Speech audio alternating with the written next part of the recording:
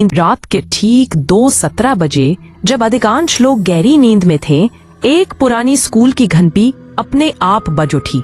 हरिहर, जो स्कूल का चौकीदार था, अचानक चौंक कर उठ बैठा।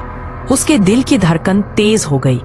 इस वक्त तो स्कूल बंद रहता है, उसने खुद से कहा, अपने मन में अजीब सी बेचैनी महसूस करते हुए। उसने डंडा उठाया और बरामदे की ओर बढ़ा। हर कदम के साथ घंटी की आवाज और स्पष्ट होती जा रही थी, जैसे वो उसे बुला रही हो। जब वह क्लासरूम नंबर 7 के सामने पहुंचा तो उसकी सांस अनक गई।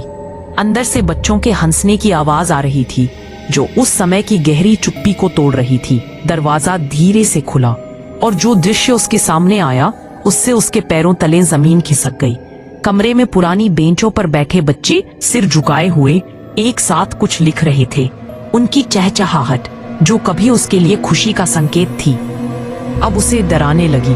ब्लैकबोर्ड पर लिखा था, आज की तारीख। हरिहर ने कांपते हाथों से घड़ी देखी, 2:17 AM। तभी सभी बच्चों ने एक साथ गर्दन घुमाई। उनकी आंखों में पुतलियां नहीं थी, बस एक गहरा खालीपन था। उन्होंने एक साथ कहा, सर, आप देर से आए। हरिहर के दिल में एक अजीब सी अनहोनी का एहसास हुआ।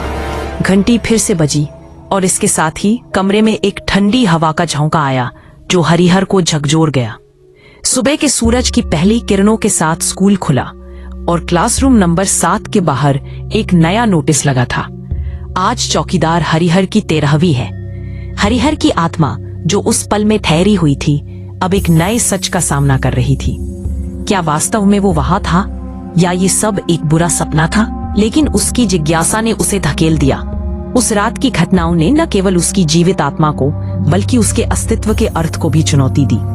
और जब वो समझ गया कि वो अब एक अदृश्य बल है, तो उसने अपने अंतिम कार्य के रूप में बच्चों के साथ अपने बीते हुए समय की यादों को संजो लिया।